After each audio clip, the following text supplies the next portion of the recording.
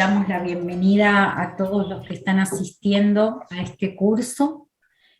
Para nosotros es un camino nuevo en el GESIAM. Es la primera vez que hacemos un curso relacionado con metodología de la investigación tan amplio, porque el año pasado la doctora Marcela García lideró un curso en el cual Tassila fue parte, con 13 colegas de 13 países, que siguiendo un libro de la Universidad de San Francisco de California, tuvimos, digamos, un año entero para analizar este libro, ir capítulo por capítulo en función de metodología de la investigación un poquito más profunda y con un poquito más de tiempo de reflexión. Pensamos y diseñamos este curso de 4 clases que comienza hoy y termina a fin de mayo, para para analizar cómo encaramos un trabajo para presentar en un congreso. Como excusa pusimos, bueno, vamos a intentar de ahora a octubre escribir algún trabajo con los datos que tengamos disponibles, y de repente quizá descubrimos que los datos que tenemos disponibles no son del todo confiables para escribir el trabajo, y también esto puede pasar. En octubre lo que va a suceder es que es el congreso de ACOBASMET y de GESIAM, en donde esta comisión directiva termina, digamos, su mandato, y entonces pensamos que podía ser interesante, a partir de esta posibilidad, ver cómo y de dónde sacamos los datos de nuestros servicios, que como hablábamos con Laura, con Tassila, con María, con José, tenemos un montón de datos disponibles y quizá no sabemos, digamos, por dónde empezar para recolectar estos datos y que nos sirvan no solo para presentar en un congreso, sino para tomar buenas decisiones. Y las buenas decisiones empiezan con hacernos buenas preguntas, ¿no? Esas preguntas para responder, que son, digamos, que vamos a ver ahora en este curso, que tienen partes, digamos, muy estructuradas, y que depende de la pregunta que nos hagamos, va a ser el tipo de diseño epidemiológico que necesitemos para contestar esa pregunta en particular. Entonces, primero, les agradezco a ustedes por estar. Segundo, le agradezco a Ana María Chambueta y a Ana Lucía Cabezas, que se encargaron digamos, de la logística de este curso y acompañan en cada una de las propuestas educativas del GESIAM. Le agradezco a Eva, que fue, digamos, que es la gestora de las membresías, y por supuesto a nuestro equipo docente, que es un equipo realmente de lujo. Hoy tenemos con nosotros a Tassila, la doctora Tassila Salomón, que es bióloga, que tiene una maestría en salud pública, que tiene un doctorado en ciencias, que es maestra y también es mamá. Y ella nos va a dar la primera clase, pero después nos va a acompañar Mirta Remesar, que también es bióloga, es investigadora, trabaja en el Hospital Garrahan y es argentina, la doctora María Bettinotti, también investigadora, y la doctora Sara Betaki, no sé si estoy diciendo bien el apellido, hoy no está acá, pero también nos va a dar una de las clases. Así que gracias, María, por estar. No sé qué hora será, dónde estás, asumo que más tarde. Yo estoy en Baltimore y es nada más que una hora. Ah, una hora. En realidad es antes, pero estoy on call, así que dentro de un ratito me voy a tener que ir, pero estaba encantada de poder oír. Yo también tengo mucho para aprender y encantada de oír las clases. Gracias, gracias María, y bueno, también la vi a Mirta por ahí, que la vamos a ver como docente la semana que viene. Ahí nos preguntan si va a haber lista de asistencia, ahora vamos a pasar el link para la asistencia, y bueno, le damos la palabra a Tassila. Hoy es viernes, tratemos de estar relajados y de disfrutar el aprender un ratito antes de que empiece el fin de semana. Sí, hola Silvina. Gracias por la invitación. Es un placer estar aquí con todos. Hola a todos, bienvenidos a la clase de hoy sobre formulación de la pregunta de investigación y diseños epidemiológicos. Vamos a empezar por la pregunta, ¿qué es un problema científico? Se puede decir que un problema es de naturaleza científica cuando involucra variables que se pueden probar, como influye la nutrición en el desarrollo intelectual, o la edad influye en la tasa de infección por sífilis. Todos estos problemas involucran variables susceptibles de observación o manipulación. Es perfectamente posible, por ejemplo, verificar el nivel de desnutrición de un grupo, así como los grupos de edad, de tasa de infección por sífilis, y determinar en qué medida estas variables se relacionan entre sí. ¿Por qué formar un problema? Varias razones prácticas pueden conducir a la formulación de problemas. Se puede formular un problema cuya respuesta sea importante para fundamentar una determinada acción. Por ejemplo, un gerente de un banco de sangre puede estar interesado en conocer el perfil de sus donantes repetidos, con el fin de captar más donantes con esas características. O un médico puede estar interesado en comprender los factores asociados con la readmisión después de una cirugía para evitar que esto le suceda a sus pacientes. Se pueden formular problemas encaminados a evaluar los efectos de un programa gubernamental en la recuperación de alcohólicos, por ejemplo. Los intereses en la elección de los problemas de investigación están determinados por los más diversos factores. Los más importantes son la afinidad del investigador con el tema y incentivos económicos. Son los más importantes, pero no son los únicos. Entonces, ¿cómo formar un problema? La pregunta. Primero, complejidad del tema.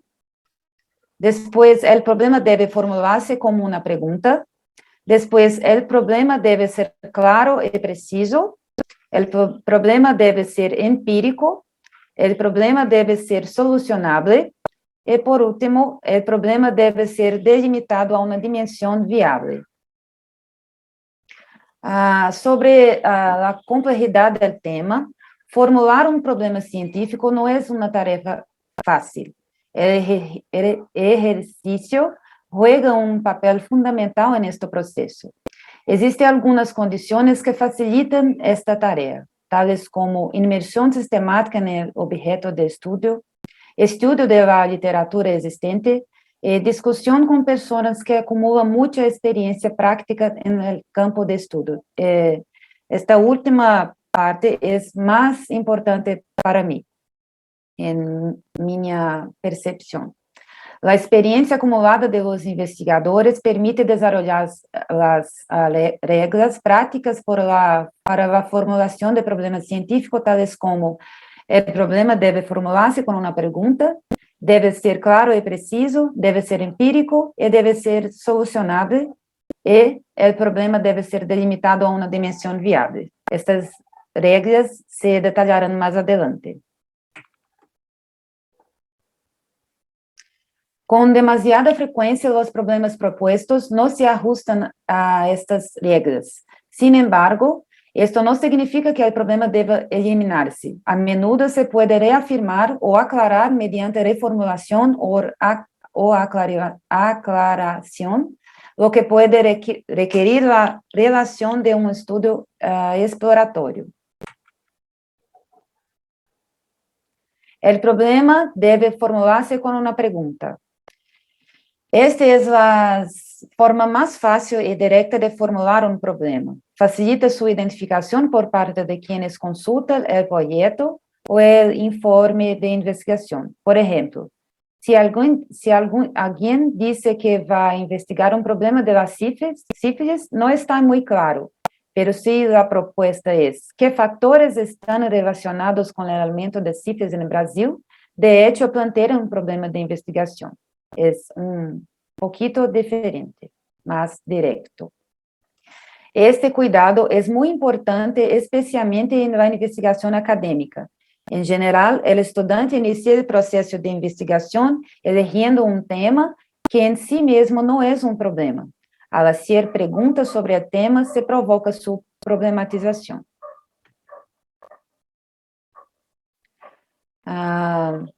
El problema debe ser claro y preciso. Un problema no se puede resolver si no se presenta de forma clara y precisa. Los problemas a menudo se presentan tan poco estructurados y tan vagamente formulados que ni siquiera es posible imaginar cómo comenzar a resolverlos.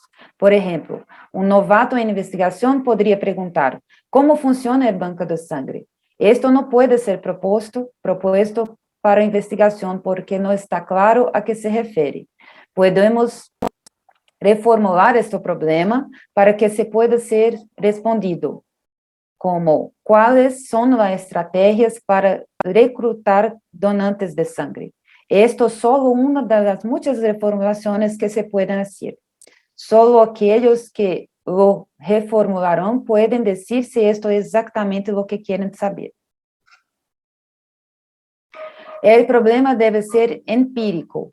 Los problemas científicos no deben referirse a juicios de valores. No será fácil, por ejemplo, investigar si los bancos de sangre del país X son mejores que los bancos de sangre del país Y. Este tipo de problema conduce a juicios morales y consideraciones subjetivas, invalidando los propósitos de la investigación científica, que tiene la objetividad como una de las características más importantes. Podemos reformular la pregunta considerando indicadores de desempeño en el ciclo de sangre, como hubo un error en la identificación de donantes en el banco de sangre X versus Y, o en qué banco de sangre hubo mayor descarte de bolsas, entre otras. Se trata, pues, de transformar las nociones iniciales en otras más útiles, que se refieren directamente a hechos empíricos y no a percepciones personales. El problema debe ser solucionable. Un problema puede ser claro, preciso y referirse a conceptos empíricos, pero no se sabe cómo sería posible recopilar los datos necesarios para su resolución. Por ejemplo, ¿cuál es el impacto de vacunación contra el COVID en la población de 1 a 4 años? No podemos responder a esta pregunta a que este grupo de edad no está siendo vacunado. Para reformular correctamente un problema, es necesario tener un camino claro hacia su solución. De lo contrario, lo mejor es realizar una investigación sobre las posibilidades de resolución de este problema. El problema debe ser delimitado a una dimensión viable. En muchas investigaciones, especialmente académicas, el problema tiende a reformularse en términos muy amplios, requiriendo algún tipo de delimitación. Por ejemplo, uno podría formular el problema: ¿en qué piensa la gente que no se vacuna? Sería necesario delimitar la población de personas que no fueron vacunadas a encuestar especificando el grupo de edad, la localidad y a cubrir, entre otros. También sería necesario definir lo que piensan. Aquí esto involucra múltiples aspectos, tales como percepción de los problemas del mundo, actitud hacia la política, entre otros pensamientos. El problema, la delimitación del problema está íntimamente relacionada con los medios disponibles para la investigación.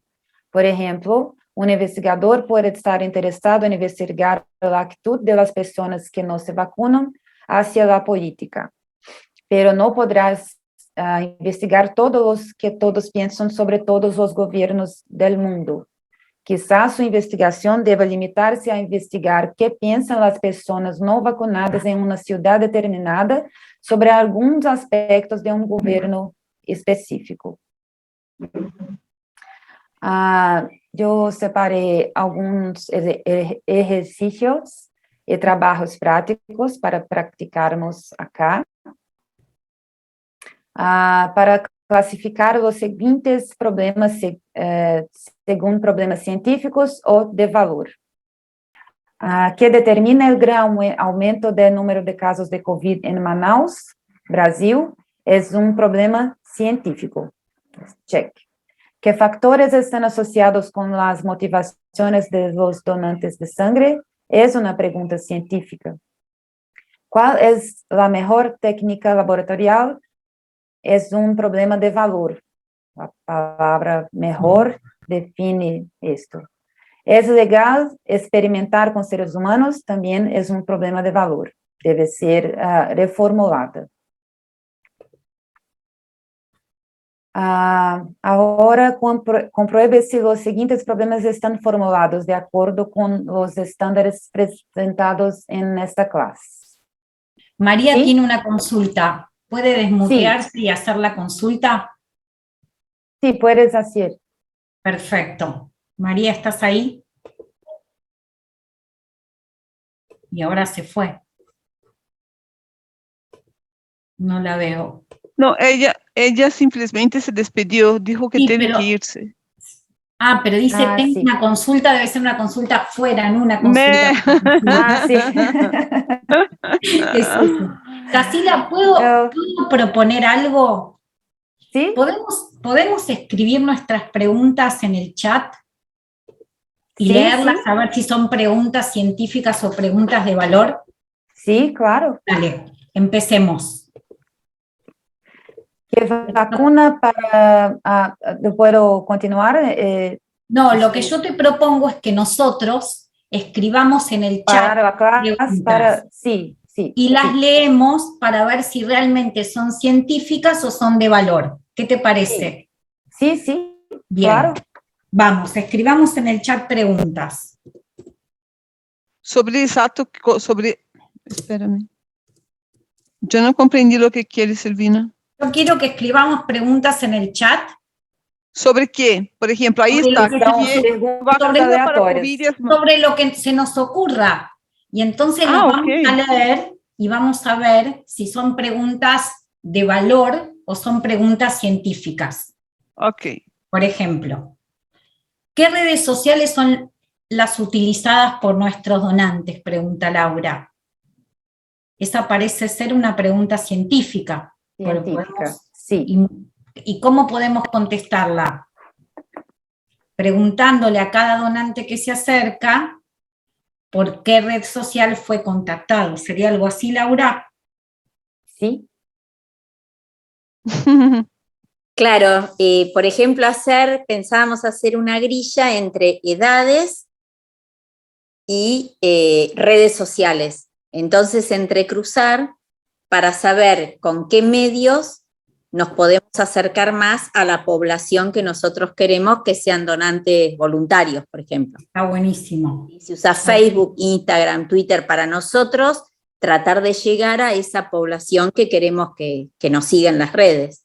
Claro, definiste tu población, definiste qué variables vas a estudiar para contestarte esa pregunta, y ahora tenés que buscar, como decís vos, los medios para poder captarla, es decir, tenés un montón de redes y tenés que capacitar a las personas que ingresan a los donantes para que registren exactamente cómo se enteraron de esa colecta o por qué medios se motivaron para ir a donar. O qué utilizan o cómo les gustaría enterarse, si usan mail, si usan Facebook, eso. Sí. Está bien, pero vos vas a definir las variables, vas a poner mail, no sé, tele, radio. Sí, totalmente, claro. Claro, sí, está buenísimo. Gracias, Laura. Acá hay otra pregunta que dice, ¿las reacciones adversas a medicamentos se reportan? Hugo, ¿cómo contestarías esa pregunta? ¿Es por sí o por no? Es una pregunta científica, pero yo creo que necesita ser menos ampla. Necesita muy amplia, ¿no? especificar qué medicamentos se reportan, qué tipo de reacciones, tal vez. Un universo menos amplio, más objetivo. Sí, lo que pasa que acá Tassila, por ejemplo, ¿no? Uno puede ir a la literatura de referencia. Pienso, por ejemplo, en las reacciones adversas a las transfusiones de sangre. Si uno tiene menos reporte que lo que está, digamos, valorado en la literatura, ¿no? puede comparar su prevalencia de reacciones adversas con lo que está comparado. ¿Eso sería válido para identificar si hay o no reporte de reacciones adversas? Sí, es una Bien, posibilidad. bien. A ver qué otras preguntas aparecen. ¿Cuáles son las causas que interfieren en la donación de sangre voluntaria, altruista y fidelizada? Y José, ¿cómo se te ocurre contestar la pregunta? Yo pienso que es una buena pregunta. Es muy Eh, buena. Ahora el doctor Sí. José nos va a contar cómo le respondería. Creo que ahí lo que habría que hacer para tratar de dilucidar eso es encuestar, una encuesta, tiene que ser una encuesta, que abarque a las personas que donan y a las personas que no donan, porque las personas que donan saben por qué donan y pueden suponer por qué las otras personas no donan, pero habría que ver en entidades, por ejemplo, nosotros hacemos muy común, venimos de hacer una colecta externa con Vialidad Nacional, que es una empresa amiga del Centro Regional de Hemoterapia. Y habría que trabajar con pedir la colaboración de toda la planta de Vialidad Nacional, en este caso, o de algunas otras instituciones, Cruz de Leones y demás, para ver qué piensan ellos que son las causas por las que la gente no se acerca o por qué ellos se acercarían o no se acercarían a donar sangre. Sin abrir juicio de valores. Sí. Y en Vos ese caso, diseñarías una encuesta y uno sí, cuando sí, hace una encuesta lo que tiene que hacer antes de ponerla en marcha es validarla, ¿no? Poder claro, entender si la población blanco entiende la encuesta, si hay una variabilidad en las respuestas de acuerdo a quién está encuestando, ¿no? Como para tratar de claro. hacerlo lo más objetivo posible. Entonces, a través de la encuesta, vos decís que podrías captar cuáles son las barreras o las percepciones respecto a la donación de sangre, igual que pregunta Fernando, ¿no? Ángel Sí, Fernando sí. dice percepción de la población universitaria sobre la donación de sangre. Después Marcela Velázquez dice, ¿cuál es la frecuencia de anticuerpos irregulares en los pacientes del Hospital X?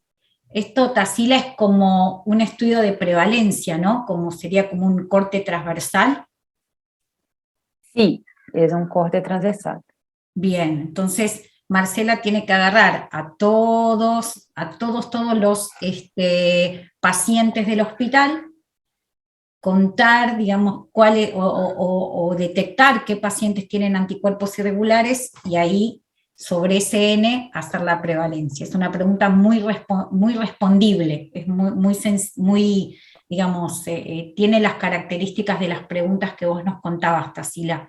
Sí, ¿Qué es persona? viable, empírica, Sí, y se puede resolver. se puede resolver. Ahora, mira Ángel lo que pregunta, ¿no? ¿Qué personas son los mejores donantes de sangre? Esto hablábamos de valor. Hay Eso que no vale. convertir mejor en alguna variable medible. ¿Mejor qué será? ¿En Aquellos qué donantes que aspecto? tienen Sí, menos prevalencia de infecciones transmisibles por transfusión, aquellos Los que donantes, más donan, los que más donan, los que donan con más frecuencia, los que sí tienen tiene menos anemia. fidelidad, sí, Eso, los que no tienen reacciones adversas. por ejemplo. Entonces, lo que decía Tassila es poner en una variable medible la palabra mejor, convertirla en una variable que pueda ser medida. exacto. Analicia pregunta, ¿cuál es la frecuencia de antígeno día en donantes de sangre? Está buenísima esta pregunta. Que acuden al Hemocentro de La Paz durante junio a diciembre de 20 a 22. Acá Analicia, ¿no? Cuéntame el resultado después. Introduce, Sí, introduce un concepto interesante para la pregunta, que es en un lugar específico, durante un En periodo un cierto específico. tiempo.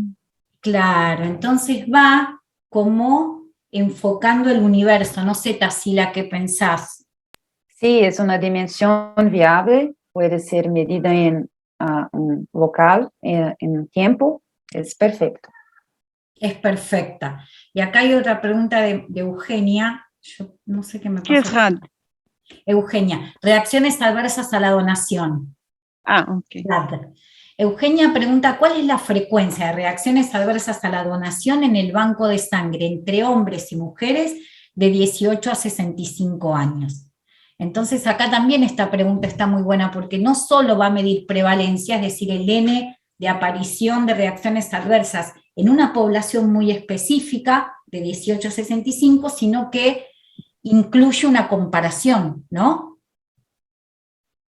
Si hay una diferencia significativa en lo que aparece en las reacciones adversas, en la prevalencia de reacciones adversas entre hombres y mujeres.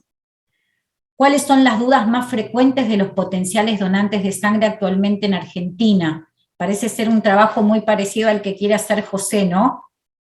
Parecería resolverse con el mismo método, haciendo una encuesta, digamos, bien formulada. ¿Qué prevalencia de serología reactiva para hepatitis C se encuentra en donantes voluntarios nuevos? Acá también, no sé quién es 1, 2, 3, 4, pero la pregunta está buenísima. Especifica muy bien la población blanco. Gloria Góngora, lo que pasa es que me quedó la contraseña pegada. Está perfecto, Gloria. Entonces también es un corte transversal, es un estudio de prevalencia, tiene que tener a todos sus donantes hechas, digamos, las determinaciones, y se enfoca en donantes de primera vez.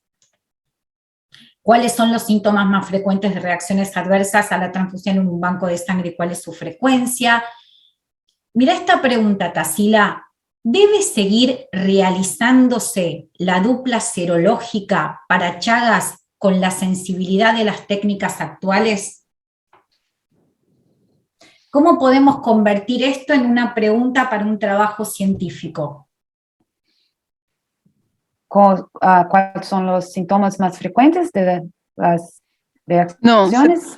No, si hay que seguir, digamos, si tiene impacto, yo lo traduzco, pobre Tassila, que el esfuerzo de poner español, si tiene impacto en seguir haciendo la dupla serológica, o sea, hacer las dos metodologías para Chagas, como es obligatorio en Argentina, con la sensibilidad de las técnicas actuales. Es una pregunta muy amplia. Yo pienso que debe ser más objetiva. Debe seguir realizándose dupla serológica. Yo pienso que debes hacer un estudio de las técnicas disponibles y compararlas.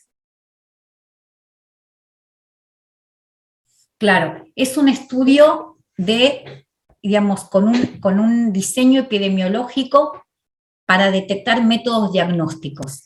Sí, yo pienso que debe ser un estudio de revisión. Sí, donde hay que estudiar la sensibilidad, la especificidad y los valores predictivos de las pruebas que estás tratando de comparar, para poder justamente a partir de comparar estas 4 variables, determinar, digamos, si hay que seguir o no. Si hay que seguir o no, no te lo va a contestar el trabajo. Lo que vas a tener con el trabajo, Carolina, es la comparación de la sensibilidad, especificidad y los valores predictivos, o se acuerdan de esa curva ROC, ¿no? Entre pruebas diagnósticas. Sí. Tal vez cambiar como algo como una pregunta, debe seguir, hay un juicio de valor, alguien que te va a decir que sí o que no, pero al paso de eso puede ser una comparación entre las técnicas o los resultados obtenidos hasta ahora, cruzando con la sensibilidad de especificidad que dijiste. El debe ahí, que es la palabra que le pone un carácter de valor. Sí. Bien. ¿Cuál es la incidencia de malaria en la población indígena de Colombia? Es un trabajo, un corte transversal, un trabajo de prevalencia o de incidencia, ¿no? Si vamos a medir la aparición de nuevos casos, ¿sí? La incidencia es la aparición de nuevos casos en un periodo de tiempo. La prevalencia es una foto de un momento determinado. Y acá Claudia habla de incidencia, la aparición de nuevos casos. Y Ana Claudia se pregunta, ¿la titulación de anticuerpos es una técnica útil para la predicción de la enfermedad hemolítica del feto y el recién nacido causada por anti-K? ¿Qué pregunta? ¿Cómo la responderías, Ana Claudia? Haciendo una comparación de casos de qué pasó con los bebés, y si saber de esta titulación antes, hubo alguna actitud o algún método para, no sé cuál es la palabra aquí, estoy como Tarsila, a las 6 de la tarde se me va el español, pero bien, hacer una comparación, es un estudio de casos, ¿no? Y saber qué pasó y si hubo alguna actitud o alguna actitud médica, ¿cómo digo esto, Silvina? Sí. Alguna... Si tuvieron algún signo o síntoma o alguna consecuencia, aquellos pacientes que tuvieron enfermedad, digamos, los que fueron diagnosticados enfermedad hemolítica causada por anti-K, ¿es así? Es un estudio. Pero antes de esto si haberse titulado antes le dio al médico alguna cosa que pudiera tomar como acción, no actitud, como una acción para evitar daños también. Entonces, es la técnica que estoy diciendo, hacer titulación para anti-K ayuda a predecir o no.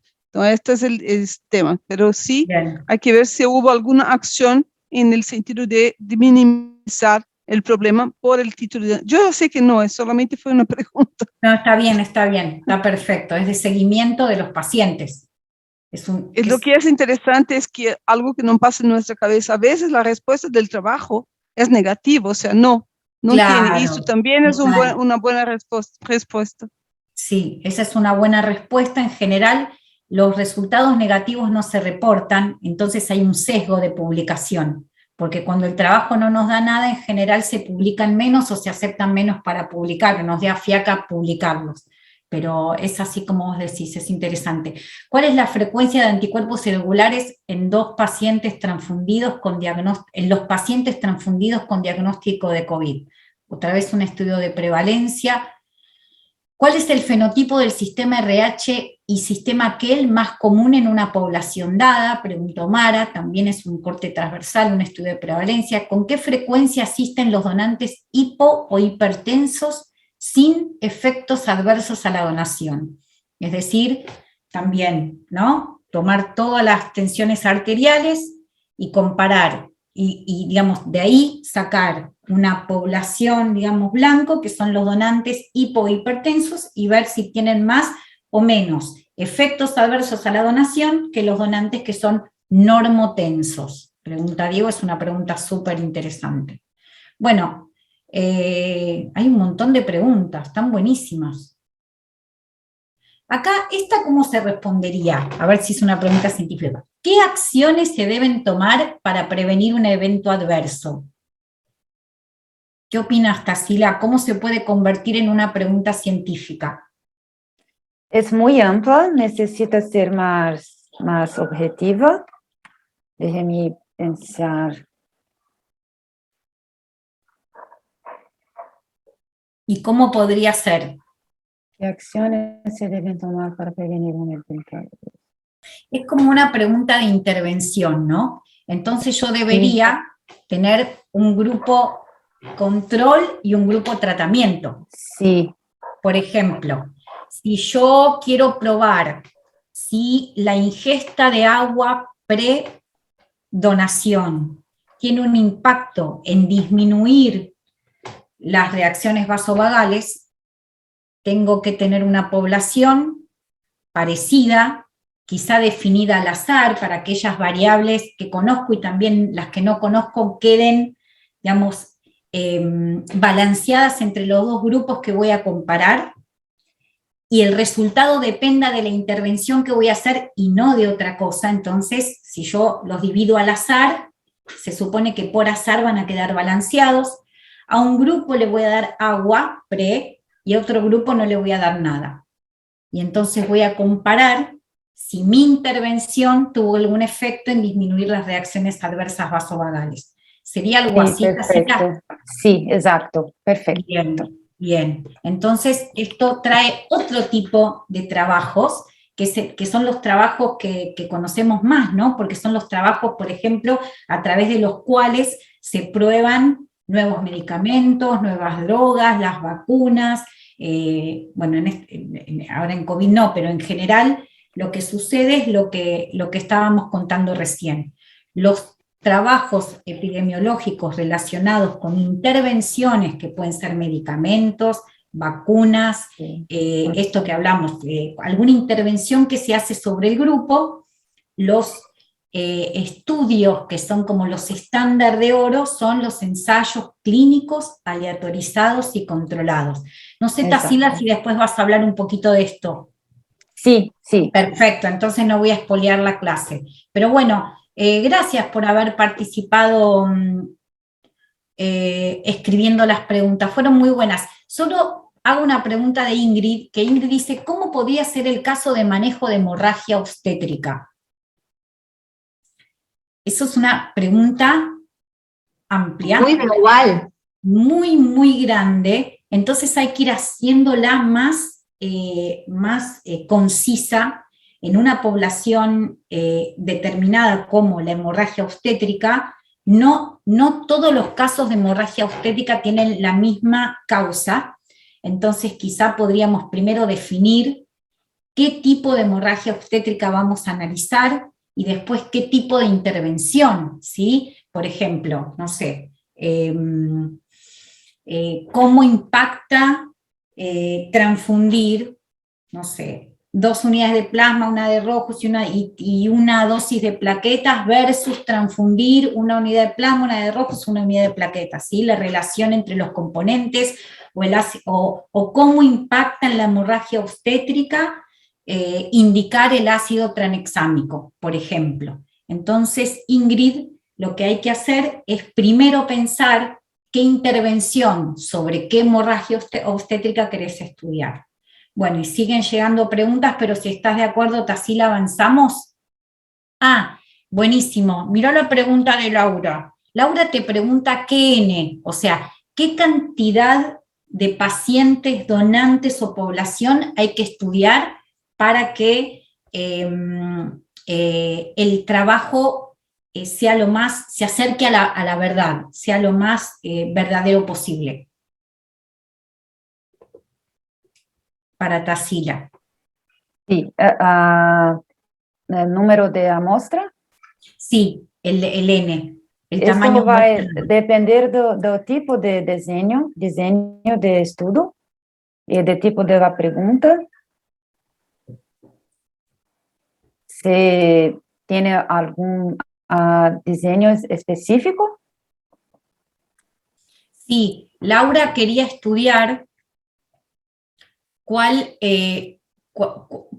eran los motivos por los cuales los donantes venían al banco de sangre en función de cómo se habían enterado, de cómo se habían motivado para la donación, ¿no? Si venían, no sé, convocados por Facebook porque lo habían leído en Instagram, porque los habían convocado Sí, por mail. se puede ser una muestra de conveniencia, no es necesario un N específico. Puedes pegar a todos los donantes de sangre en un periodo específico, no hay que tener una muestra, un N específico. Bien, pero en cambio nadie aporta que si vos querés hacer un estudio de prevalencia, dice que hay que medir, digamos, cuál es la ocurrencia de ese evento en la población dada, para poder calcular cada cuántas personas va a ocurrir el evento. ¿Es así, Nadia, lo que querías decir? ¿Y es así, Tarsila, como debe ser? Sí. O sea, que cuando hacemos un estudio de prevalencia, por datos previos, por estudios, ¿sí? Por estudios de referencia, tenemos que saber cuál es la ocurrencia de que pase ese evento en la población dada. Si yo tengo una ocurrencia, por ejemplo, de una reacción adversa vasovagal del 1%, es decir, 1 en 100, mi N va a tener que ser mucho mayor para poder detectar una cantidad considerable, según lo que está publicado, de reacciones adversas en mi población. ¿Sí? Para Exacto. tener, como Sí. dice Nadia, una muestra representativa. Por eso, como dijo Tassila, el N se calcula en función de la pregunta que me estoy haciendo y en función del tipo de estudio epidemiológico que elijo, el diseño que elijo para responderla. Y Mirta dice, qué genia total Mirta, Mirta dice que nos quedemos tranquilos porque vamos a conversar sobre el tamaño muestral la semana que viene. Así que avanzamos. ¿Vamos? Vamos. Yo quiero en estas preguntas se atienden los estándares presentados en esta clase. ¿Qué vacuna para COVID es más efectiva? ¿Es una pregunta? Sí. ¿Es clara y empírica? Sí. ¿Se puede resolver? Sí. ¿Solo compara la efectividad de las vacunas disponibles? ¿Se limita a una dimensión viable? Sí. ¿Todas las vacunas disponibles dimensión? Obtenemos esta información en artículos científicos. Es una buena pregunta. Acá tenemos ¿cómo son las personas que se vacunan? ¿Es una pregunta? Sí. ¿Es clara y empírica? No, falta objetividad. ¿Se puede resolver? No, es muy vago. ¿Se limita a una dimensión viable? No, no puedo acceder a todos los vacunados del mundo, necesita ser reelaborado. Ejemplo de reformulación es cuál es el perfil sociodemográfico de las personas vacunadas en el centro de salud X en la ciudad X.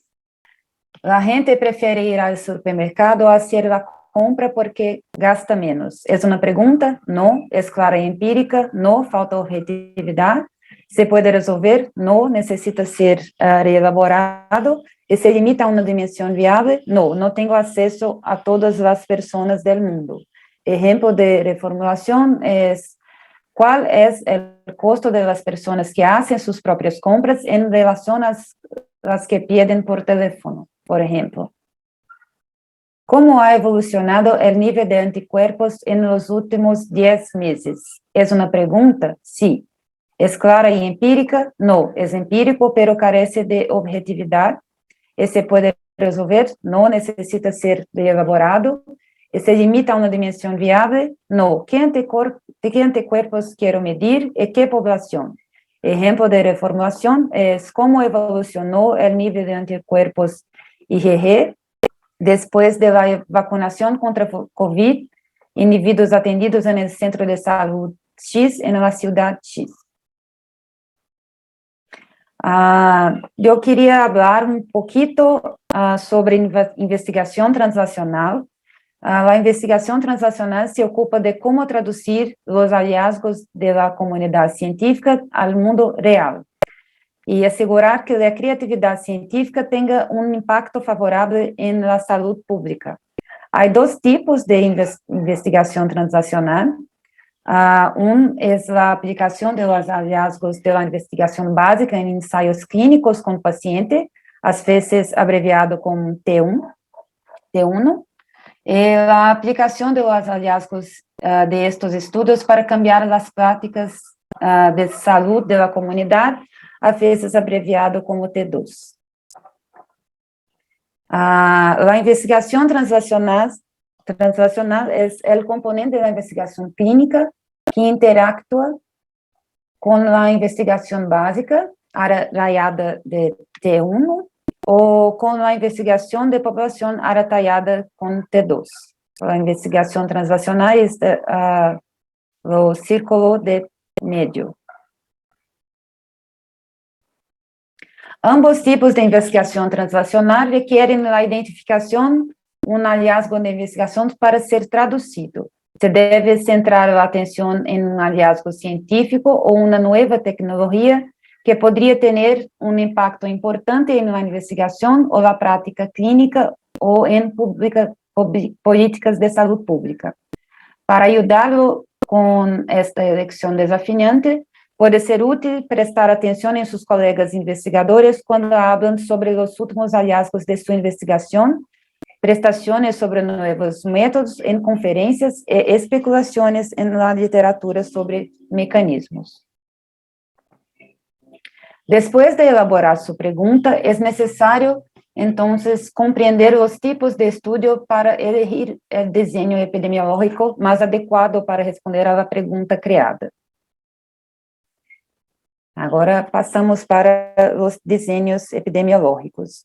Temos acá os tipos de estudos, temos dois tipos principais, de observação e os experimentales. Os estudos de observação são divididos em três tipos: descriptivo, analítico e ecológico. Os estudos analíticos são divididos em três tipos: são os estudos de coorte, caso e testigo e transversales. E os estudos experimentais são os ensaios clínicos aleatorizados. Os estudos de observação experimentales ou de intervenção. Agora vamos falar de los estudos de observação, onde o investigador observa o paciente, o sujeito da investigação, as características da enfermidade ou transtorno e sua evolução, sin realizar ninguna intervención ni alterar ningún aspecto. Los experimentales o de intervención, el investigador va más allá de la simple observación. Realiza intervenciones, modifica cierto factor. Los estudios descriptivos, el objetivo es la unidad de interés, uno o varios pacientes, una comunidad o un hospital. La finalidad es la descripción de un hecho. Las características principales es la ausencia de un grupo de comparación. La selección de individuos no se basea en una muestra probabilística y no es necesario el cálculo de la muestra. Los tipos de estudios descriptivos son estudios de casos, las series de casos y los baseados en datos institucionales. Los estudios de casos es la descripción cuidadosa y detallada por uno o más profesionales del diagnóstico y evolución de una enfermedad o estado de salud de un número reducido de individuos. O estudio de serie de casos es el uso de datos de archivos institucionales, la prestación ordenada de los resultados de los procedimientos y divulgación de otra información que considere relevante. Los datos institucionales viabilizados pelos bancos de base nacional, ejemplo DataSUS, IBGE, a partir da compilação dos dados. É possível conhecer a distribuição da doença, por exemplo, edad, gênero, local, entre outros. Los estudios... Te interrumpo un minutito. También vamos a hacer un ejercicio rapidísimo. Pensemos, ¿sí? Por ejemplo, de la diapositiva anterior, si vos podés poner atrás. Acá. Exacto. De las preguntas que fueron haciendo y que recuerdan que leímos recién, ¿cuáles aplican para este tipo de diseño epidemiológico? Que es un estudio observacional, es descriptivo porque no intervengo sobre la población y la finalidad es describir un hecho sin comparar. O sea, tengo una sola población y describo un hecho.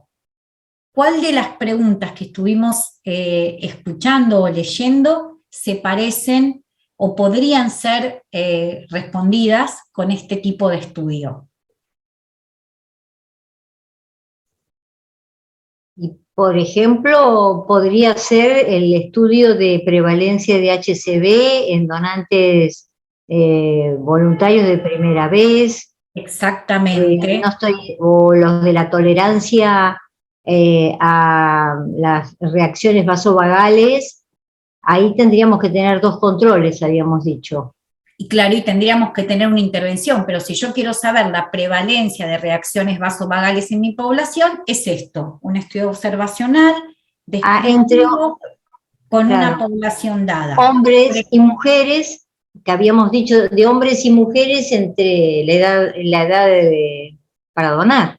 Por ejemplo, o por ejemplo estaba la pregunta esta, ¿cuál es el fenotipo del Claro. sistema RH y un sistema aquel más común? Digamos, ¿cuál es la frecuencia, la prevalencia de un fenotipo determinado en una población dada? ¿No? ¿Cuál es la frecuencia de anticuerpos irregulares en pacientes transfundidos con diagnóstico de COVID? Cuando hablamos de frecuencia, de prevalencia, estamos hablando de este tipo de diseños, ¿sí? Una pregunta, son los estudios, como dice Nadia, de prevalencia en general, una población dada, y evaluar la frecuencia de la ocurrencia de aquel evento que estoy midiendo, ¿sí? No sé, Tarsila, ¿qué te parece? Si hay que agregar algo más. Sí, estoy de acuerdo. ¿Estás de acuerdo? Sí. Perfecto. Y el estudio de casos, en general, son de las primeras publicaciones que se hacen visibles cuando aparecen situaciones nuevas, ¿no? Entonces, por ejemplo, cuando aparece una situación nueva, lo primero que tenemos que hacer la comunidad médica, científica, es publicarles, darla a conocer, porque no sabemos qué va a pasar, digamos, primero que estamos aportando al conocimiento, ¿no? Al conocimiento científico y a la mejora de calidad de atención de los pacientes, pero además estamos aportando para después ver si esto se replica en otros países, en otras poblaciones, en otras instituciones, ¿no? No solamente enfermedades raras o poco frecuentes se hacen estudios de casos. En estudios de casos, por ejemplo, cuando hay una reacción adversa no medida previamente a una medicación o quimioterapia, cuando hay una reacción adversa a una intervención quirúrgica.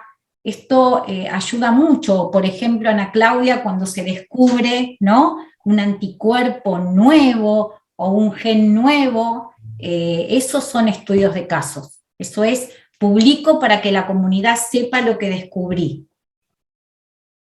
¿Está bien? Y hay que animarse, ¿no? Porque es así como va creciendo el conocimiento. Cuando aparece, no sé, un nuevo genotipo HLA, así es como va creciendo el conocimiento científico y podemos ayudar más a nuestros pacientes. Acá hay alguna pregunta. Los estudios, Nadia. O sea que podría ser sustento, la base para darnos una idea de la frecuencia del N, es necesario, claro, para otros estudios futuros. Justamente es lo que estábamos diciendo recién, Nadia, gracias. Marcela dice, el uso de plasma convalecientes en pacientes con COVID inicial. ¿Esto te referís a publicar los resultados para poder después conocer, digamos, qué pasa con la intervención de plasma? Sería algo así. Y acá Mirta, ¿vieron? No sé si estuvieron bien, Marcela. Sí, está muy buena la de Mirta, porque sí, la de Mirta estos casos de hepatitis que están surgiendo y que han tenido tan mala evolución algunos chicos, realmente me parece un caso muy, muy interesante para... Es muy interesante. Estamos esperando las publicaciones. Esperando, es muy oportuna tu ejemplo, Mirta, porque se están dando casos, quizás están leyendo más, que sale también en las redes y en comunicaciones así no formales, casos de hepatitis aguda fulminantes en niños, en general son de entre 5 y 10 años y todavía no se sabe la etiología, pero van apareciendo así casos y los va publicando el CDC. Ayer apareció uno en Inglaterra. Sí, bien, Mirta, así es. Acá, los estudios analíticos son comparativos. O objetivo es examinar la asociación entre la exposición a una enfermedad o condición relacionada con la salud. La finalidad es la comparación de dos o más grupos. Las características principales es la presencia de grupos de comparación con diferentes resultados o exposiciones. Los tipos de estudios, aquí es un mero, comparativos, analíticos, es o estudio de cohorte, o caso e testigo, e transversales o ensayo clínico. Acá los estudios de cohorte es una forma observacional de investigación que sigue a los individuos a lo largo del tiempo con interés de evaluar algún resultado. Parte de la observación de dos grupos de individuos, uno expuesto al factor de riesgo en estudio y otro no expuesto a este factor. Evalúa la incidencia de cualquier resultado de interés en el futuro. Acá un diseño de estudio de cohorte. Acá tenemos la cohorte, un grupo de estudio. Estudian los expuestos y no expuestos. En el tiempo, llegamos al resultado de esos grupos con la enfermedad y sin la enfermedad. Cuanto más rara es la enfermedad, mayor es el número de pacientes que necesitan ser examinados. Los usos son vigilar la incidencia de la enfermedad, no prevalencia. Acá tenemos la posibilidad de avaliar la incidencia, identificar los determinantes para la aparición de la enfermedad de interés, supervisar la supervivencia asociada a la enfermedad, identificar los factores asociados con la progresión de la enfermedad. Sí, acá el ejemplo que siempre se da, por ejemplo, es la exposición al cigarrillo, ¿no? Al tabaco. Sí. Entonces, el ejemplo que siempre dan es, bueno, una población de adultos que fuman, una población de adultos que no fuman, se los sigue en el tiempo y se observa, por ejemplo, la prevalencia de cáncer de pulmón o de cáncer de páncreas. ¿Qué hay que tener cuidado con estos trabajos? Hay que tener cuidado con las variables confundidoras, ¿no? Con aquellas variables que pueden impactar también en el cáncer de pulmón y que las debo conocer y las debo medir para no estar asociando una determinada variable con una determinada causa y en realidad no es eso, ¿se entiende? Entonces, ¿qué voy a hacer? ¿Qué voy a estudiar también? Voy a estudiar la edad, voy a estudiar otros factores genéticos, otros factores ambientales, otros factores, no sé, familiares y otras exposiciones. ¿Será lo mismo el cáncer de páncreas en fumadores que además toman café de los que no toman?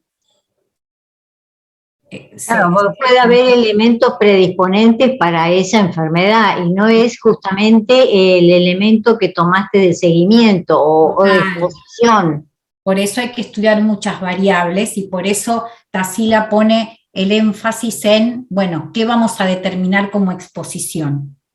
Y otro concepto importante que dice Tassila es lo de la incidencia, que a diferencia de la prevalencia, me sirve para medir la aparición de ese evento de cáncer, por ejemplo, a lo largo del tiempo. A diferencia de la prevalencia, que eran los primeros estudios que vimos, que es una foto.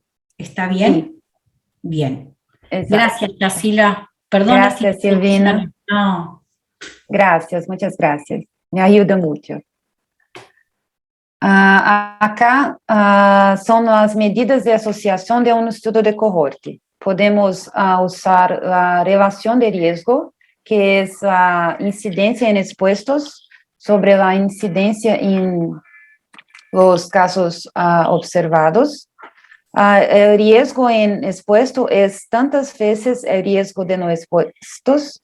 Podemos usar también la relación de densidad de incidencia, que es cuántas veces la exposición multiplica la tasa a la que ocurre en el evento.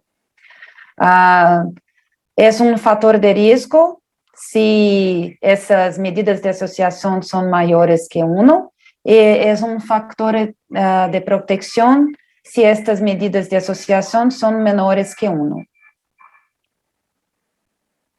Acá son los beneficios y desventajas del estudio de cohorte. Los beneficios son estandarización de criterios, tanto en la identificación del factor de riesgo como en la verificación de la ocurrencia de la enfermedad. La comparabilidad de los grupos se puede verificar en el comienzo del estudio. Libertad sobre qué y cómo medir. No se limita a los datos ya recopilados. ela vai coletar os dados, permite obter diretamente uma medida de risco relativo. Pero há desvantagens, generalmente são grandes, largos e custosos, são vulneráveis à perda de participantes por uma variedade de razões, a muerte, abandono, pérdidas de seguimento, e podem ver-se afetados por cambios em los critérios diagnósticos ou por cambios em los grupos. São as desvantagens. Tarsila, ¿puedo interrumpir un poquito? Sí, claro. Gracias. ¿Nos podés contar algo más de lo que es el riesgo relativo? Viste que vos nos contaste que cuando el riesgo relativo es mayor a 1, hay mayor riesgo, digamos, negativo frente a la exposición. Pero si podrías explicarnos un poco, ustedes cuando leen trabajos y hay comparación entre dos poblaciones, una de las principales medidas que van a ver son los riesgos relativos, el RR, ¿sí? Y quizá, Tarsila, ¿nos podés como enseñar un poquito de qué se trata el riesgo relativo? Sí, el riesgo relativo vai estudiar el riesgo específico de un factor de riesgo específico en expuestos, y se está presente tanto en expuestos quanto en no expuestos. Y si hay diferencia significativa entre esos dos grupos expuestos y no expuestos, yo llamo de riesgo relativo. Es una medida de asociación comparativa para dos grupos. Si estás presente en dos grupos, no hay asociación, no es un factor de riesgo. Y si estás presente en un grupo específico, yo puedo afirmar que es un factor de riesgo para mi exposición específica. Bien. Ahí, muy bien, Nadia dice, es la relación entre la exposición y el evento comparada entre dos poblaciones. O sea, siempre tenés una población que compara con otra. ¿Cuál es el riesgo relativo de tener cáncer de pulmón si estoy expuesta al tabaco o no estoy expuesta? Bien. Gracias, Tarsila. Yo ahí les pasé un link en español que lo explica bastante simple, ¿sí? Porque es una medida de ocurrencia de evento en dos poblaciones que comparan, que la van a ver en todos los trabajos de factores de riesgo. Acá tenemos los estudios comparativos de casos de testigos. Es una forma de investigación observacional retrospectiva en la que se comparan dos grupos en relación con la exposición a factores de riesgo. El objetivo es estimar la proporción de expuestos al factor de riesgo en los grupos de casos y testigos. Comienza con la identificación de casos, con la selección de controles, que son individuos equiparables a los casos, pero no enfermos, y la búsqueda en el pasado de los niveles de exposición al supuesto factor de riesgo. Acá tenemos un diseño de estudio de casos de testigos. Empezamos con 4 grupos con o factor de riesgo, 100 factores de riesgo. Comenzamos con 2 grupos, los casos en los testigos, y busquemos en el tiempo, en dirección del pasado, si estos 2 grupos tienen el factor de riesgo. Y separamos en 4 grupos con factor de riesgo y 100 factores de riesgo, casos y testigos. Con este tipo de diseño se estima la prevalencia y no la incidencia de un resultado particular de interés. So, diferente de los estudios de cohorte, en casos de testigos, es la prevalencia que puedo medir directamente. ¿Se dan cuenta? Un minutito, volvé para atrás, porque voy a puntualizar en algo. Miren lo que escribió Tassila abajo, donde dice dirección del estudio, ¿sí? Nosotros Sí. miramos para atrás. Esto sirve, por ejemplo, para enfermedades poco frecuentes, o sea, tengo una, no sé, una púrpura y tengo no púrpura, y entonces comparo hacia atrás si hubieron factores de riesgo para desarrollo de esa enfermedad. O sea, estoy mirando hacia atrás. En las cohortes, como lo vimos antes, miramos para adelante y hacemos el seguimiento de la ocurrencia del evento, por eso podemos medir el tiempo, ¿sí? ¿Cuándo van apareciendo nuevos casos? En este caso es la foto, porque yo tengo casos y controles y miro para atrás si estuvieron expuestos o no a ese factor de riesgo. ¿Se entiende? El tiempo ya pasó y estoy mirando acá al pasado. Tengo pacientes con una determinada malformación y entonces voy y le pregunto a la madre si estuvo expuesta a factores de riesgo X durante el embarazo, por ejemplo. Acá los usos de casos de testigos es la comparación de historias de exposición a casos de testigos, estimar la prevalencia de un resultado o enfermedad en particular. Los grados a menudo se interpreta como un dibujo hacia atrás o un dibujo de cohorte inversa, ya que es en busca del pasado de exposición.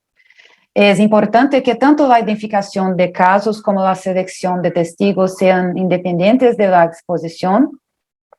La selección de testigos debe estar entre aquellos que se convierten en casos si enfermarem.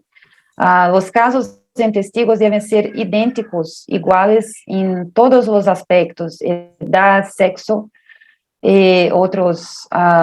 otras características, pero los testigos sin la enfermedad de interés en los casos con la enfermedad. Es la única diferencia entre los dos grupos. Es ideal. ¿Cuántos casos y cuántos controles, cuántos testigos lo debo seleccionar en mi estudio?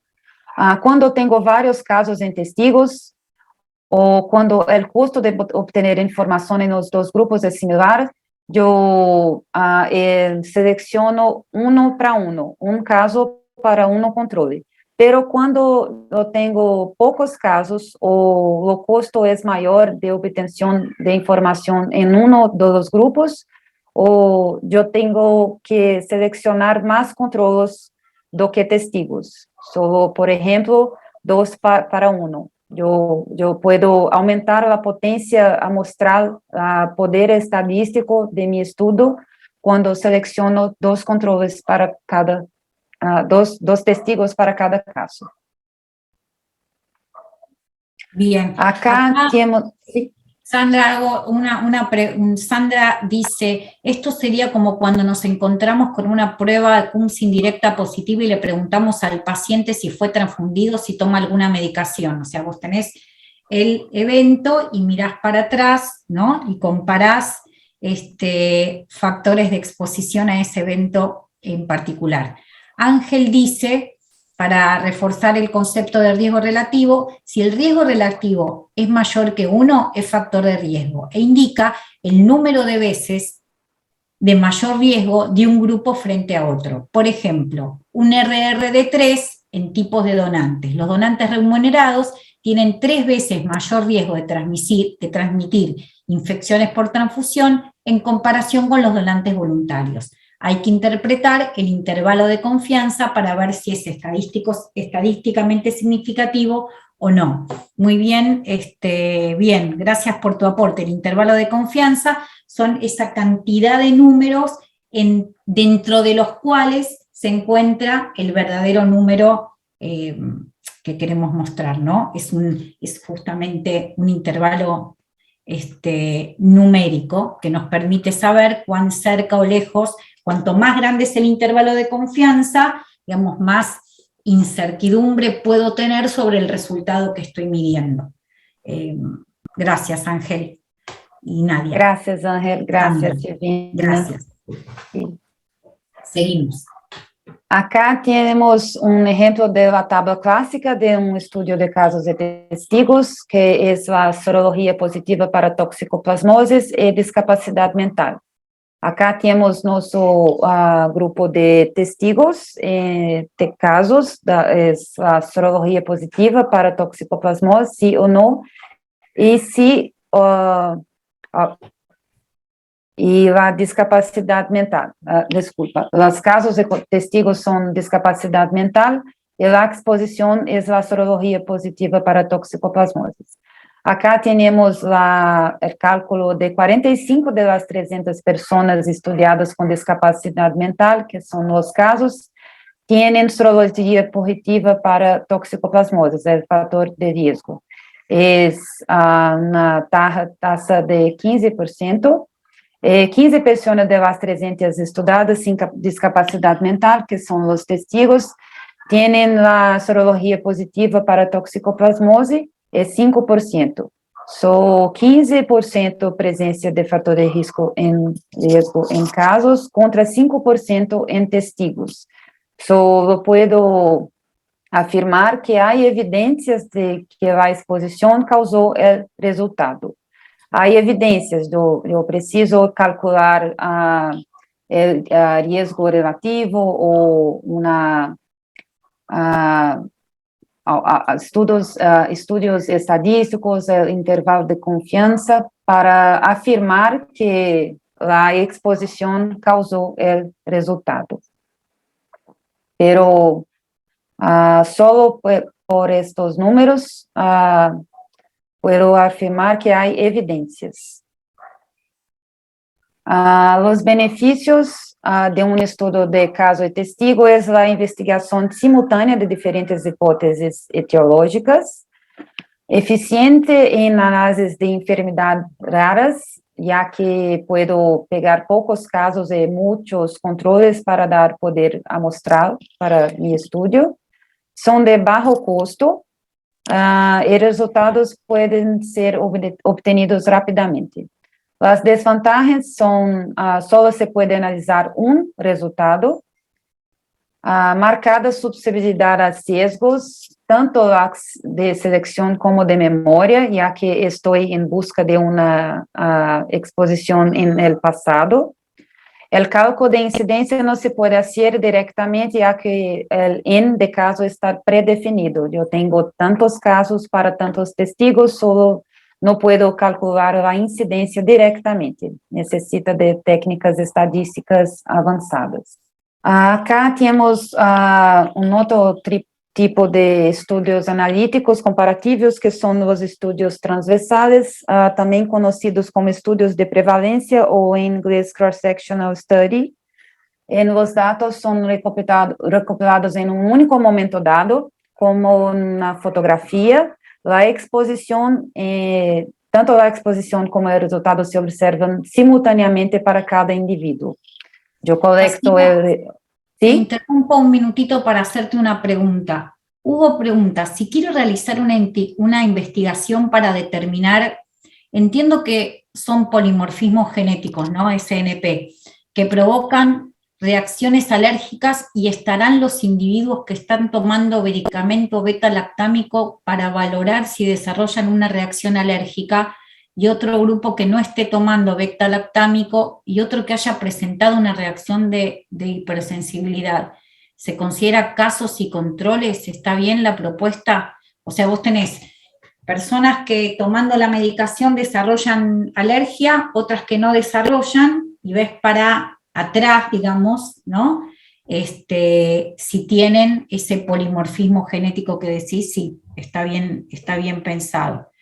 Después, Jairo Tassila te pregunta la diferencia entre el riesgo relativo y el OR.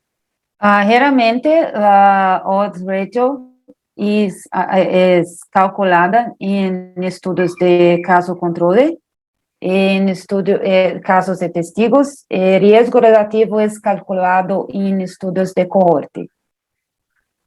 porque no puedo hablar sobre riesgo si el desfecho ya existe. Es una sutil diferencia. No puedo hablar sobre riesgo de los resultados si el resultado ya existe.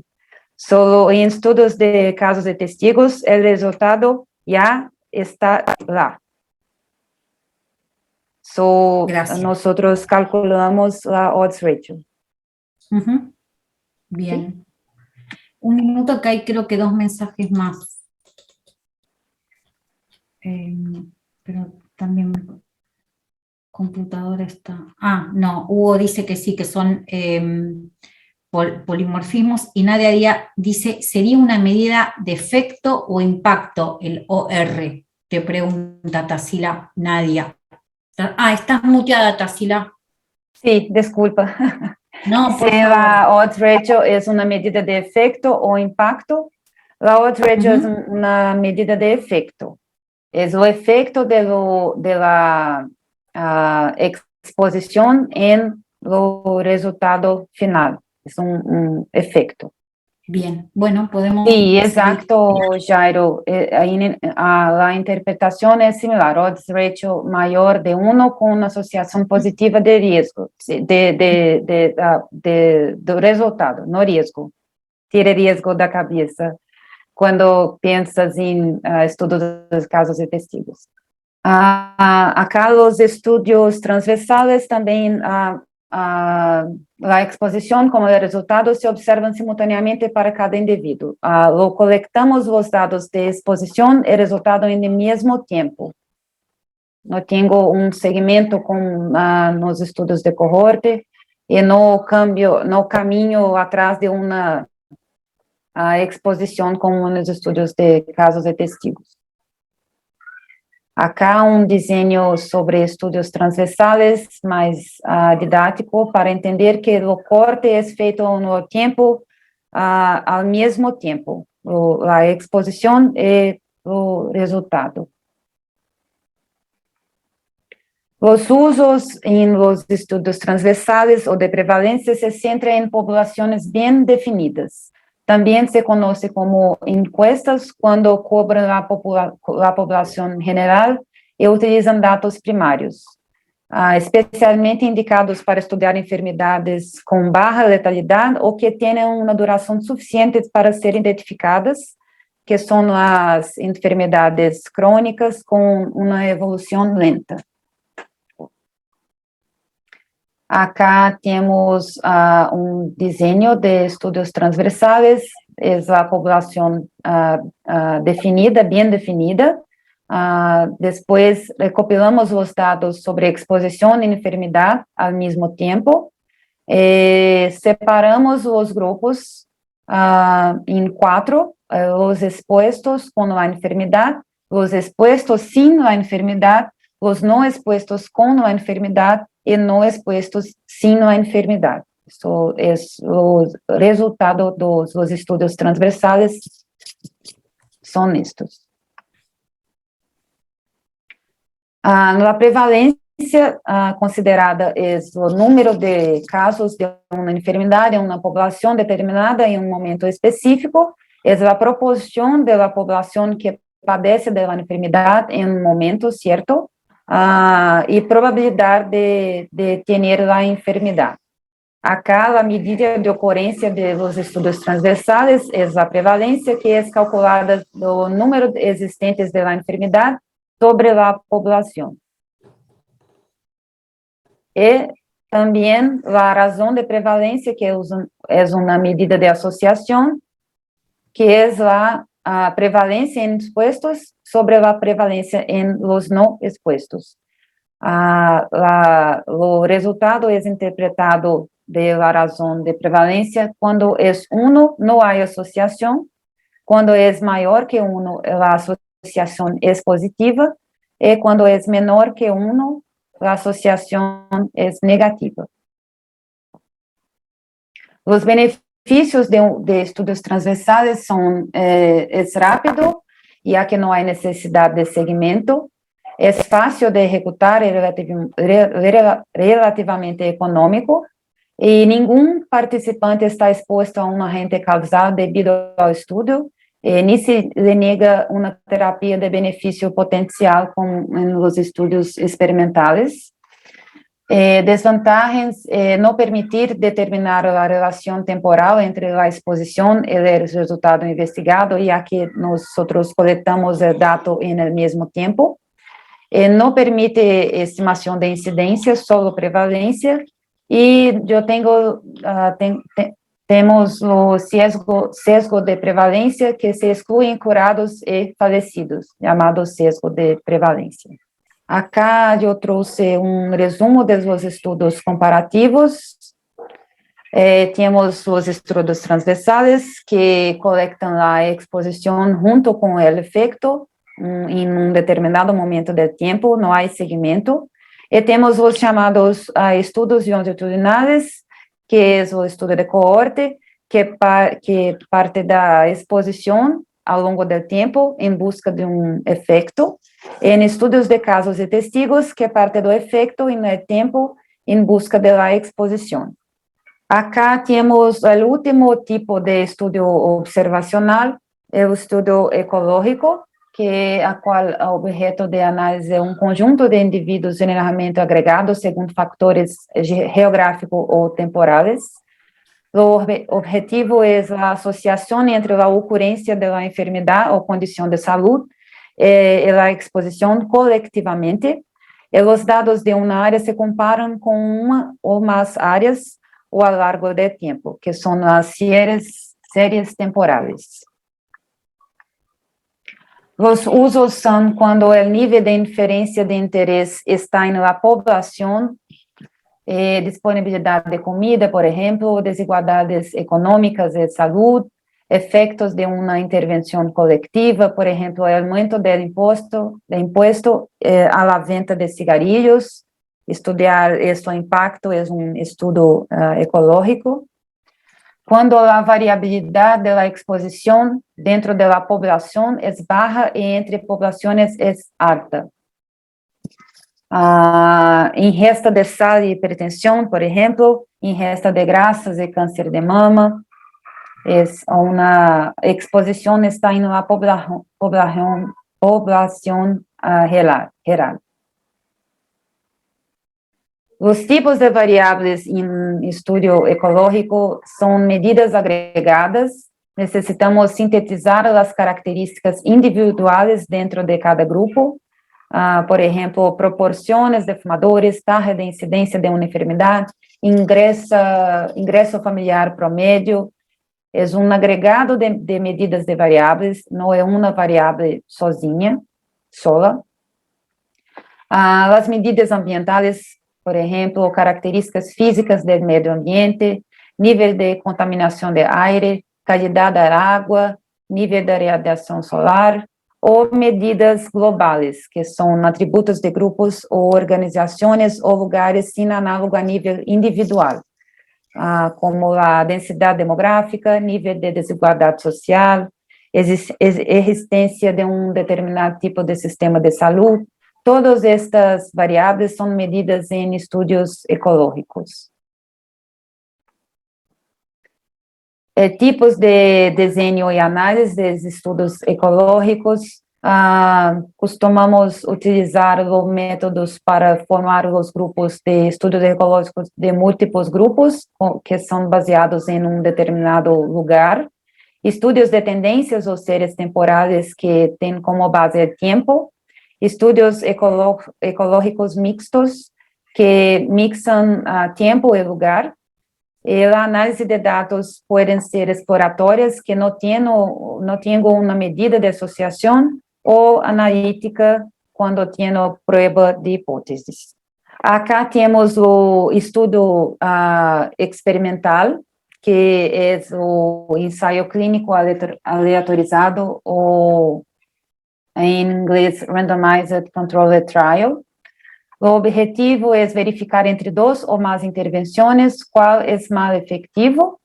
As principais características são, eles são estudos prospectivos, Son observaciones tomadas a lo largo del tiempo después de la asignación al tratamiento, asignación aleatoria a grupos, tratamiento o control. Siempre que sea posible, realice el experimento a ciegas o doble ciego. El estudio podrá ser interrumpido por el investigador antes de la hora prevista, antes del final del estudio. Acá temos desenho de ensaio clínico aleatorizado. Temos os indivíduos elegíveis, 2 tratamentos, tratamento A e B. E acá, en el tiempo, eu faço a intervenção e separo 4 grupos. Tratamento A com sucesso terapêutico ou sem sucesso terapêutico. E tratamento B, sucesso terapêutico ou sem sucesso terapêutico. A intervenção ou tratamento tem significados amplos, podem ser medicamentos, podem ser procedimentos quirúrgicos, uma medida preventiva ou profiláctica, programa educativo, uma dieta, significados muito amplos. Devemos evitar saber quem está recebendo a intervenção e evitar que isso interfira nos resultados. Por este motivo, o estudo deve ser cego ou doble cego, porque as expectativas podem influir na evolução da resposta. A melhor técnica é o doble cego. Quem recebe e quem realiza a intervenção não sabe que está recebendo e que está praticando a intervenção, em que grupo está praticando a intervenção. É o doble cego. Os benefícios de ensaio clínico aleatorizado é que ele pode produzir a evidência mais forte de causa e efeito, já que está controlado em tempo, em grupos. Pode ser o único desenho possível para responder a uma pergunta. A vezes pode produzir respostas mais rápida e econômica que os estudos observacionais, pero há desvantagens, que muitas perguntas não podem ser respondidas por esses desenhos por barreiras éticas ou se o resultado é muito raro. A intervenção é tão estandarizada que é muito diferente da prática real. Isso pode reduzir a generalização do resultado.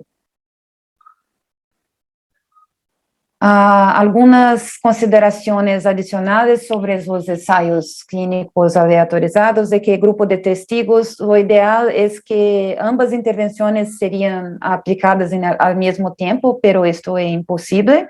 A solução seria criar os grupos de pacientes os mais parecidos possíveis, pareando por idade, por sexo, como em os estudos de casos de testigos observacionais.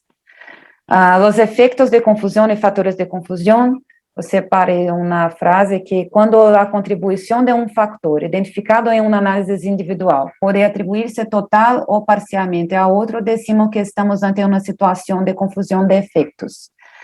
Por exemplo, duas variáveis que são fatores, comumente fatores de confusão, ingressos e educação. São 2 variáveis que geralmente querem dizer a mesma coisa, medem a mesma coisa, pero são 2 variáveis diferentes e causam fatores de confusão, efeitos de confusão.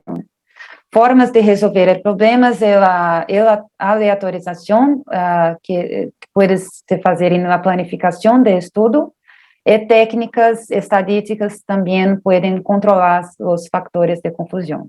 Algumas considerações finais para esta classe é por que planificar? Por que é importante planificar seu estudo, sua pergunta? Por que temos que pensar muito nisso antes de começar nossos estudos?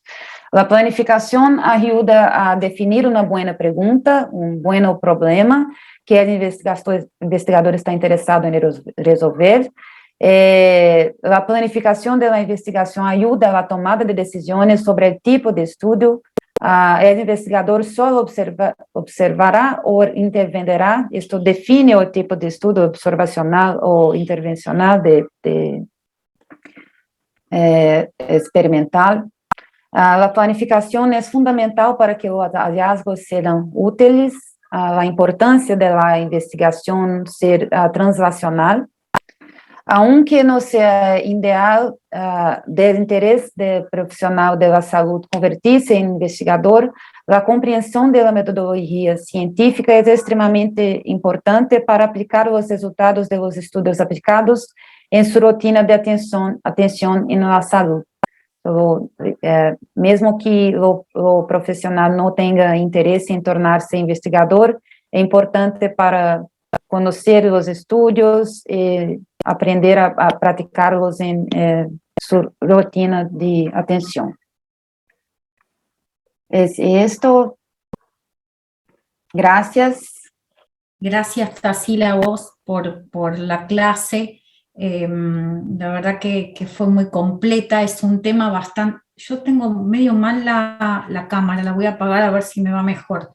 Gracias, Tarsila, la verdad que acá te ponen excelente clase, yo opino lo mismo, muy profunda, con muchos conceptos, nos dejás pensando, pero bueno, ejercitar el pensamiento científico es eso, es como un entrenamiento, ¿no? Uno cuanto más se va haciendo preguntas, más va pensando, bueno, qué herramientas tengo para responder a esas preguntas y llegar a la verdad, que es lo que queremos descubrir con el conocimiento científico, estar más cerca de que aquello que observamos se acerca mucho a la realidad con las subjetividades propias de toda decisión no científica.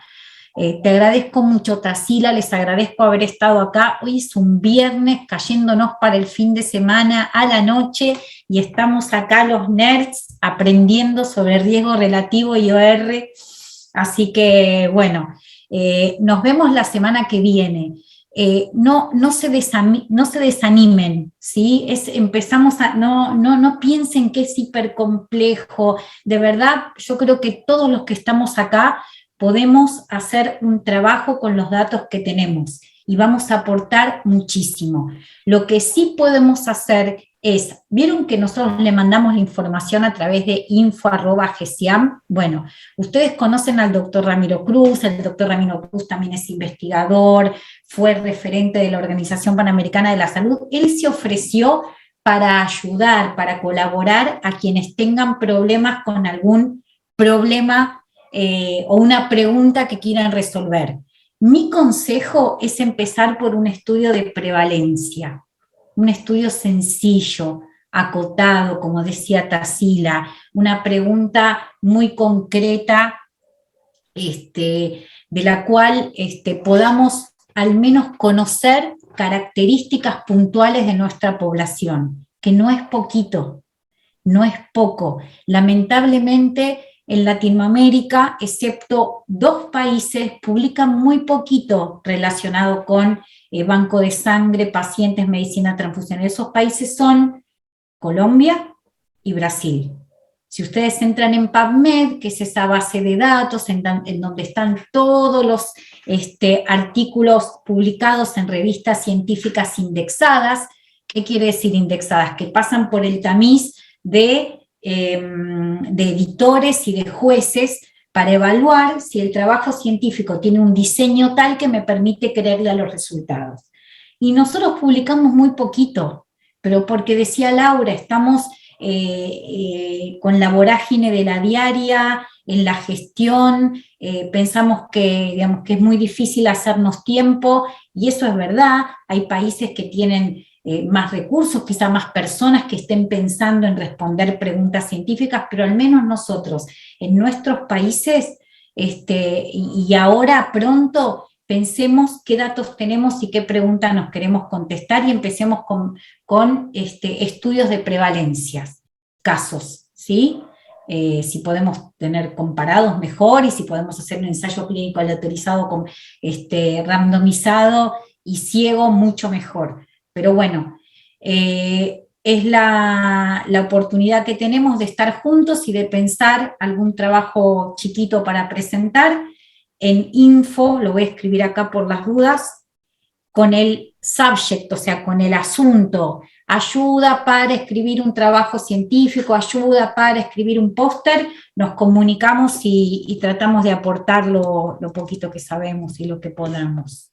Bueno, si alguno quiere hacer algún comentario o desearnos que tengamos un lindo fin de semana, abran los micrófonos y bueno, y nos vemos el viernes que viene. Por favor, vuelvan. Van a ver que Buen fin de semana para todos. Que disfruten, que descansen. Gracias, Tarsila, de corazón por haber organizado esta clase. Y gracias Silvina, por la invitación. Es un placer.